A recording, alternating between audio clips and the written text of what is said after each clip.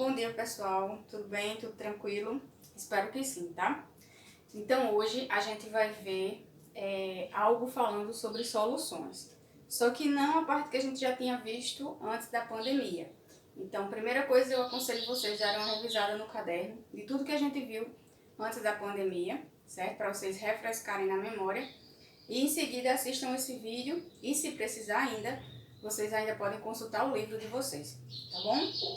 Mas o que é que a gente vai ver hoje sobre soluções? A gente vai ver hoje a classificação das soluções, mas sobre qual critério? O critério da solubilidade, certo? Então a gente vai ver, de acordo com a solubilidade, quais são as classificações das soluções, como é que elas podem se apresentar, quais são as características, certo? Lembrando que a solução, eu posso ter uma solução que ela é solúvel a determinada temperatura e não solúvel em outra temperatura. Então, a solubilidade, primeira dica, está diretamente relacionada com a temperatura. Eu posso ter a mesma solução solúvel e não solúvel, depende da temperatura, ok? Então, vamos lá. Eu posso classificar as soluções em 3 tipos. Ela pode ser uma solução insaturada, ela pode ser saturada e ela também pode ser supersaturada.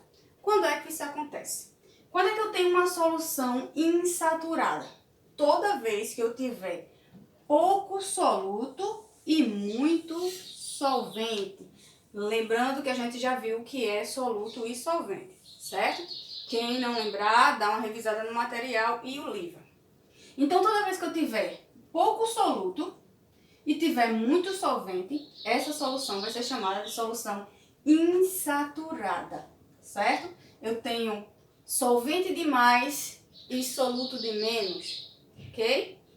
Segunda classificação, a solução saturada. Quando é que essa solução é saturada? É quando eu tiver a quantidade de soluto suficiente para o solvente dissolver esse soluto. Então, quando o soluto nem for mais, nem for menos para a quantidade de solvente que eu tiver nessa solução. Então, quando tudo estiver tranquilo e favorável, então a gente vai ter uma solução chamada solução saturada, certo? E por último, a gente tem uma solução supersaturada. Quando é que isso acontece? Quando a gente tiver muito soluto e a quantidade de solvente não for suficiente para essa quantidade de soluto na solução. Ou seja, a gente tem muito soluto para pouco solvente.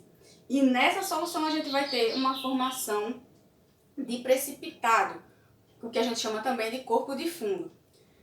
Vocês já devem ter observado que quando fazem algum suco, café, às vezes fica a quantidade de açúcar na base do copo. Aquilo ali provavelmente é uma solução super saturada. Você botou açúcar demais para a quantidade de solvente que você tinha.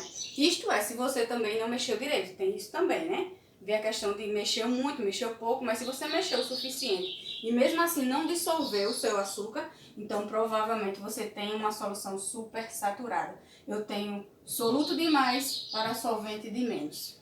Ok, pessoal? Tudo tranquilo? Então vamos dar continuidade, certo? A gente vai ver um pouquinho agora sobre concentração das soluções. A gente tem vários tipos de concentrações, só que hoje a gente vai ver um tipo de concentração, que a gente chama de concentração comum, ou concentração dada em gramas por litro, certo? Lá no livro de vocês vai ter isso também. Então, a concentração comum, ou concentração em gramas por litro, vai ser aquela concentração onde a gente vai ter o C de concentração aqui, ó, igualdade, certo? E onde a gente vai ter a massa dividido pelo volume. Só que essa massa é de quem? Essa massa é do soluto. Sobre o volume de quem? O volume da solução. O total é o volume da solução, certo? Então, a gente vai ter uma concentração comum, ou concentração em gramas por litro. Vai ser aquela concentração em que eu tenho a massa do soluto dividido pelo volume da solução, certo?